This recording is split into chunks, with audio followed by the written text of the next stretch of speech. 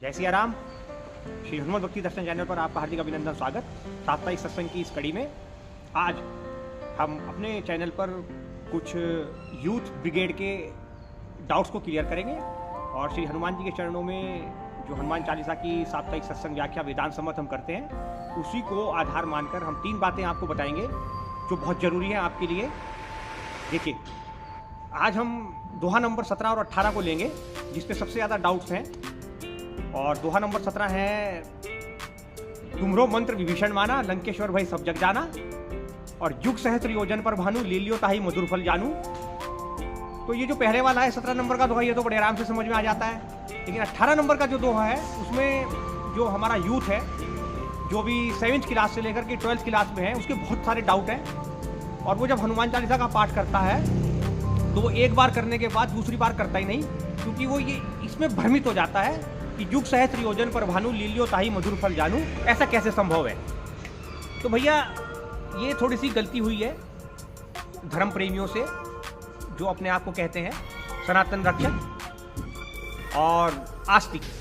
ये गलती उनसे हुई है। इसको आज हम ठीक करेंगे अपने श्री हनुमत भक्ति दर्शन चैनल के माध्यम से, और श्रीमद् भगवद गीता के आधार पर आपको बताएंगे कि इसका वास्तव में वेदांत सम्मत भावार्थ क्या है। तो आपके डाउट्स क्लियर होंगे।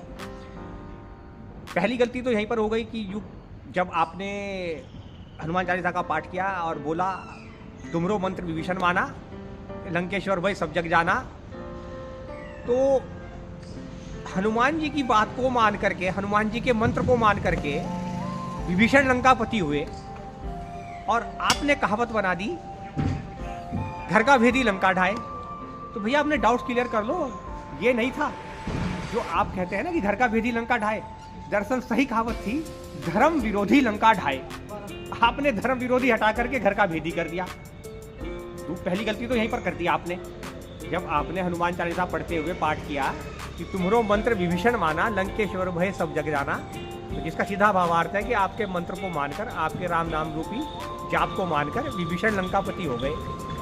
तो फिर घर का भेदी लंका ढाए कहाँ से आ गया जी? धर्म विरोधी लंका ढाए, ये थी सही कहावत। दूसरा, युग सहस्त्र योजन पर भानु। अरे, यहाँ से जिसको नापा ना जा सके, इतनी दूरी पर है भगवान सूर्य नारायण। सूर्य को सूर्य नारायण कहते हैं। प्रातः काल आप जल अर्पित करते हैं। लीलियो ताही मधुर फल जानू। ऐसा नहीं कि हनुमान जी उड़े, जैसा कि आपने चित्रण देखा है, और उन्होंने सूर्य को पकड़ा, नारायण को पकड़ा और मुंह में रख लिया। नहीं भाई, नहीं। थमो और समझो इस बात को। बेटा, ये वही बात है जब अर्जुन पूछ रहा है भगवान श्री कृष्ण से कि प्रभु, मैं और आप देखने में बिल्कुल एक जैसे। आप कह रहे हैं कि अभी पिछले मनवंतर में मैंने उपदेश भगवान सूर्य को दिया था, आप मेरे सामने खड़े हैं, मेरे रूप में खड़े हैं। तो उसने कहा, वो अपने मन में सोच रहा है।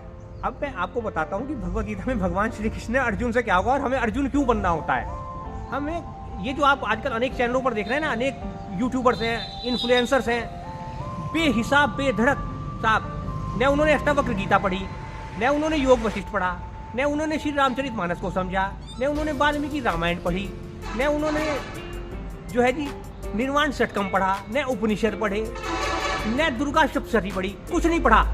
लेकिन भगवत गीता पर उनको बोलना है।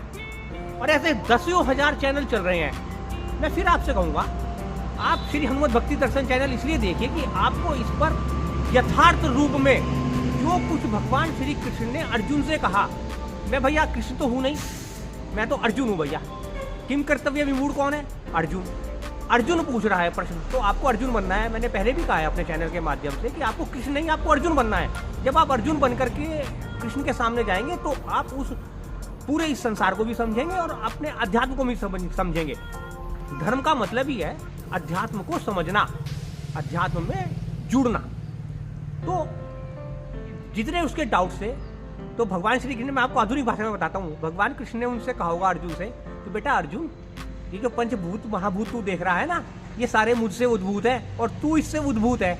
तो इसलिए भाई, पहले मुझको ऐसा मत समझ जैसा मैं तेरे सामने खड़ा हूँ। ये तो मेरा एक साधारण रूप है, जो मेरा स्वरूप है ना, वो आपने श्रीमद् भगवद गीता के अध्याय 11, 12, 13 में देखा। विराट स्वरूप दिखाया भगवान ने, दिव्य दर्शन दिए। तो ठीक इसी प्रकार से हनुमान जी का है। हनुमान जी ने वो जितनी दूरी तक वो जा सकते थे, यानी कि जैसे आपको सर्वोच्च ऊंचाई को छूना है, हनुमान जी ने उस ऊंचाई को छुआ, तत्पश्चात उन्होंने केवल साधारण जगत का ही ज्ञान नहीं, जो ज्ञान की सीमाओं से बाहर था उसको भी प्राप्त किया राम की कृपा से। उसको कहते हैं लील्यो ताहि मधुर फल जानू। फिर से समझिए, केवल सांसारिक ज्ञान ही नहीं, अध्यात्म की चरम सीमा पर जो सर्वोच्च ऊंचाई पर है, क्योंकि हमें सूर्य दिखाई देता है ना आंखों से, एकमात्र जो इस सृष्टि में, इस ब्रह्मांड में ऊर्जा का जो स्रोत है, आप एक तरफ अगर भगवान नारायण को भी एक तरफ रख दें तो ऊर्जा का जो स्रोत है वो एकमात्र सूर्य है, जिससे हमें सब कुछ प्राप्त होता है। वो इतनी ऊंचाई पर है, उस ऊंचाई को लक्ष्य करना किसी भी व्यक्ति के लिए असंभव है, लेकिन आध्यात्मिक जगत में उस ऊंचाई को लक्ष्य करना बहुत आसान है। तो हनुमान जी ने उस ऊंचाई को छुआ और तत्पश्चात उन्होंने इस सारे जगत के ज्ञान को भी, भंडार को भी अपने अंदर ग्रहण कर लिया राम कृपा से। उसको कहते हैं लील्यो ताहि मधुर फल जानू, है ना।